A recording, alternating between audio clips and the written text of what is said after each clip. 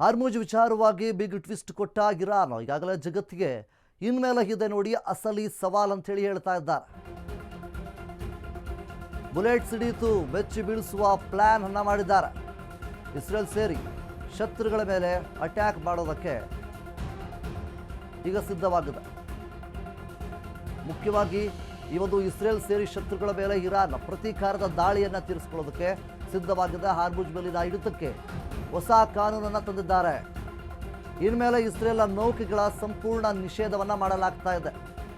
ಜಲಸಂಧಿಯಲ್ಲಿ ತೆರಳುವಂತಹ ನೌಕೆಗಳಿಗೆ ಒಂದಿಷ್ಟು ಟಫ್ ರೂಲ್ಸ್ಗಳನ್ನು ಹಾಕಿದ್ದಾರೆ. ಇವರೇ ಅತ್ಯಂತ ಕಠಿಣ ಕಾನೂನು ರೂಪಿಸ್ತಾ ಇರುವಂತಹ ಇರಾನ್ ನಷ್ಟ ಪರಿಹಾರ ಸಲ್ಲಿಸದೆ ಸಂಚರಿಸಲು ಅವಕಾಶವೇ ಇರೋದಿಲ್ಲ ಅಂತ ಹೇಳಿ ಹೇಳ್ತಾ ಇದ್ದಾರೆ.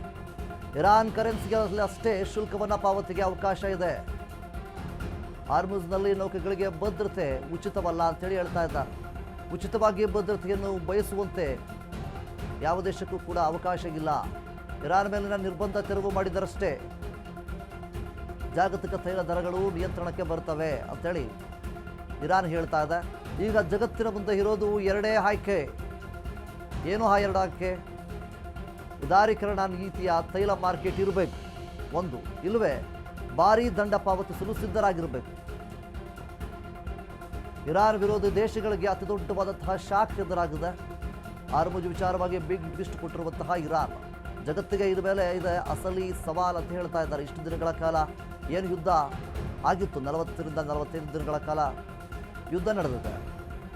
ಇಷ್ಟು ದಿನಗಳಕ್ಕಿಂತ ಒಂದು ಲೆಕ್ಕ, ಇನ್ಮೇಲಿಂದ ಒಂದು ಲೆಕ್ಕ ಅನ್ನುವಂಥ ನಿಟ್ಟಿನಲ್ಲಿ ಇರಾನ್ ಈಗ ರೊಚ್ಚಿಗೆದ್ದಿದೆ. ಮುಖ್ಯವಾಗಿ ಹಾರ್ಮುಜ್ ಜಲಸಂಧಿಯ ಮೇಲೆ ನಿರ್ಬಂಧ ಹೇರೋದಕ್ಕೆ ಏನೆಲ್ಲ ಪ್ರಯತ್ನವನ್ನು ಪಡ್ತಾ ಇದ್ದಾರೆ. ಸೊ ಆ ಒಂದು ಕಾರಣದಿಂದ ಮತ್ತು ಹಾರ್ಮುಜ್ ಜಲಸಂಧಿಯನ್ನು ವಶಕ್ಕೆ ಪಡೆಯಬೇಕು ಅನ್ನುವಂತಹ ನಿಟ್ಟಿನಲ್ಲಿ ಅಮೆರಿಕ ಸಾಕಷ್ಟು ಸಂಚಲನ ಹಾಕ್ತಾ ಇದೆ. ಸೊ ಆ ಒಂದು ಕಾರಣದಿಂದ ಈಗ ಇರಾನ್ ಜಗತ್ತಿಗೆ ಇನ್ಮೇಲೆ ಇದೆ ನೋಡಿ ಅಸಲಿ ಸವಾಲ್ ಅಂತ ಹೇಳಿ ಹೇಳಿದೆ. ಮುಖ್ಯವಾಗಿ ಹಾರ್ಮುಜ್ ಜಲಸಂಧಿಯಿಂದ ಸಾಕಷ್ಟು ಹಡಗುಗಳು ಓಡಾಟವನ್ನು ಸಂಚಾರವನ್ನು ನಡೆಸುತ್ತೆ. ಆ ಒಂದು ಕಾರಣದಿಂದ ಹಾರ್ಮುಜ್ ಜಲಸಂಧಿಗೆ ಇನ್ಮೇಲೆ ಯಾವ ದೇಶದ ಹಡಗುಗಳು ಹೋಗಬೇಕಂದ್ರೂ ಕೂಡ ಶುಲ್ಕವನ್ನು ಪಾವತಿ ಮಾಡಲೇಬೇಕು. ಅದು ಇರಾನ್ ಕರೆನ್ಸಿಯಲ್ಲೇ ಶುಲ್ಕವನ್ನು ಪಾವತಿ ಮಾಡಬೇಕು.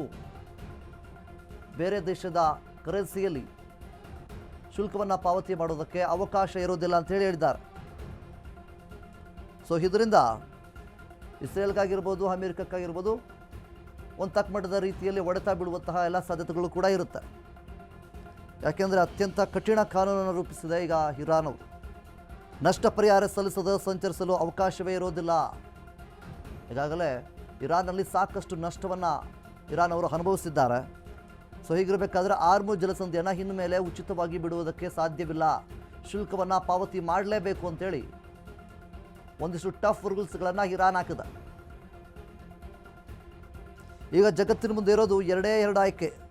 ಒಂದೇನು ಉದಾರೀಕರಣ ನೀತಿಯ ತೈಲ ಮಾರ್ಕೆಟನ್ನು ಇರಬೇಕಲ್ಲಿ, ಇಲ್ಲ ಅಂತಂದರೆ ಅತಿ ಹೆಚ್ಚಾಗಿ ದಂಡವನ್ನು ಪಾವತಿಸೋದಕ್ಕೆ ಸಿದ್ಧವಾಗಿರಬೇಕು. ನಾವು ಎಷ್ಟು ಹೇಳ್ತೀವಿ ಅಷ್ಟು ಶುಲ್ಕವನ್ನು ಪಾವತಿ ಮಾಡೋದಕ್ಕೆ ರೆಡಿಯಾಗಿರಬೇಕು.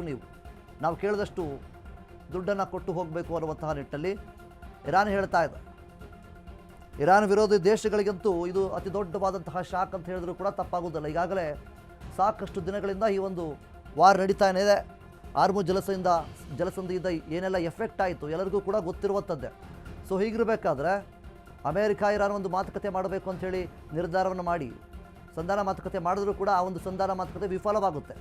ಆದರೂ ಸಹಿತ ಅಮೇರಿಕ ಇಸ್ರೇಲ್ ಇರಾನ್ ಮೇಲೆ ಸತತವಾಗಿ ದಾಳಿಗಳನ್ನು ಮಾಡಿಕೊಂಡು ಬರ್ತಾನೆ ಬರುತ್ತೆ. ಸೊ ಇದೀಗ ಇರಾನ್ ಹಾರ್ಮುಜ್ ಜಲಸಂಧಿಯನ್ನು ಅಂದರೆ ನಿರ್ಬಂಧ ಏನು ಹೇರಿದೆ ಇದಕ್ಕೆ ಮುಖ್ಯವಾಗಿ ಇಲ್ಲಿಂದ ಹಾರ್ಮುಜ್ ಜಲಸಂಧಿಯಿಂದ ಇನ್ನು ಮುಂದೆ ಹಡಗುಗಳು ಹೋಗಬೇಕು ಅಂದರೆ ಖಂಡಿತವಾಗಲೂ ಕೂಡ ನೀವು ಶುಲ್ಕವನ್ನು ಪಾವತಿ ಮಾಡಲೇಬೇಕು. ಅದು ಇರಾನ್ನ ಕರೆನ್ಸಿಯಲ್ಲೇ ಶುಲ್ಕವನ್ನು ಪಾವತಿ ಮಾಡಬೇಕು ಅಂತೇಳಿ ಒಂದಿಷ್ಟು ಟಫ್ ರೂಲ್ಸ್ಗಳನ್ನು ಇರಾನ್ ಹಾಕಿದೆ. ಇದರಿಂದ ಇರಾನ್ನ ವಿರೋಧಿ ದೇಶಗಳು ಏನೆಲ್ಲ ಇದ್ದಾವೆ ಅವುಗಳಿಗೆ ದೊಡ್ಡ ಮಟ್ಟದ ರೀತಿಯಲ್ಲಿ ಶಾಖೆ ಎದುರಾಗಿದೆ. ಖಂಡಿತವಾಗಲೂ ಯಾವೆಲ್ಲ ದೇಶಗಳು ಇರಾನ್ ವಿರುದ್ಧವಾಗಿದೆ ಅವುಗಳಿಗೆ ದೊಡ್ಡ ಮಟ್ಟದ ರೀತಿಯಲ್ಲಿ ಸಂಕಷ್ಟ ಎದುರಾಗುತ್ತೆ.